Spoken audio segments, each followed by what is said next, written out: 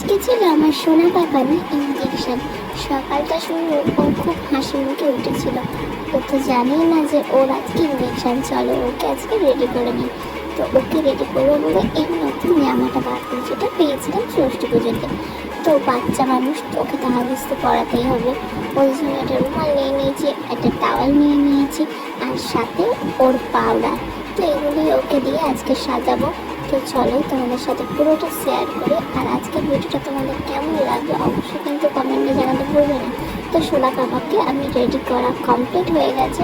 Okay ready করে দোড়ায় দিয়ে আমি রেডি হয়ে গেছি, আর কাগজপত্রগুলো যা যা লাগবে গুছিয়ে নিয়ে নিয়েছি। তো ওকে এখন একটু খাইয়ে নিলাম যাতে ও ওখানে গিয়ে না বিরক্ত করে। তো তারপর আমাদের অটো এসে গেছিলো, আমি আমার মা গিয়েছিলাম ওকে। আমি তো সামলাতে পারবো না, একা যেতেই পারবো না। তো সেই জন্য আমরা বেরিয়ে গেছি, আর আমাদের বাড়ি থেকে অনেকটা একটু দূর ছিল, সেই জন্য অটোয় করে যেতে হয়েছিল। তো সেখানে গিয়ে মানে ইঞ্জেকশান নেওয়া হয়ে গেছে, 3টে ইঞ্জেকশান দিয়েছে, খুব কান্নাকাটি করছিল।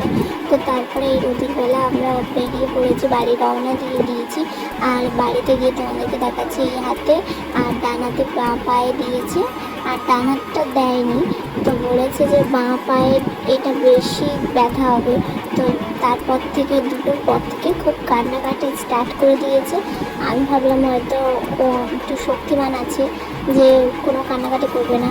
তো তারপর দেখছি না, ও এমনভাবে কান্নাকাটি করছে যে আমি আর পাচ্ছিলাম না। আর সারা রাত জেগে ও প্রায় 3-4 দিন ধরে জ্বর ছিল, যার জন্য মাথায় জল দিতে হয়েছে। আর সেটুকু ভিডিও করেছি, এই সময় তো ভিডিও করা সম্ভব হয় না, তাও আমি একটু স্মৃতি হিসেবে করার জন্যে করে রেখে দিয়েছি ভিডিওটা।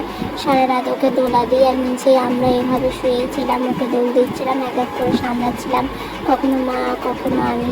আর ও তো খেতেই চাইছিল না, এতটাই ব্যথা যন্ত্রণা। আমাদেরও খুব কষ্ট হয় যখন ইঞ্জেকশন দেয়, আর ওর ছেলে মানুষ করতে হবেই, তাই না? তো তারপরে একটু 3-4 দিন পরে একটু ভালো লাগছিলো, তখন ওর দিদুনি হাত ধরে একটু খেলছিল। আর তারপরে রাতের বেলা আবার একটু জ্বালাতন করছিল। আর তারপরে 2-3 দিন পরে ও একটু সুস্থ হলো। তারপর থেকে ওকে নিয়ে একটু খেলাধুলো করা যাচ্ছিল, নয়তো ওকে একদমই খাওয়ানো যাচ্ছিল না। মাথায় জলপট্টি দেওয়া, থার্মোসেল দেওয়া, এটা সেটা করে তারপরে আমার ছেলে একটু সুস্থ হলো। তো কাদের সাথে কেমনভাবে কেটেছে এই সময়টা আমাকে প্লিজ জানাবে কমেন্টে। এরপরে বা কী হতে চলেছে আমি তো কিছুই জানি না, নতুন না। তো তারপরে একটু খেলছি।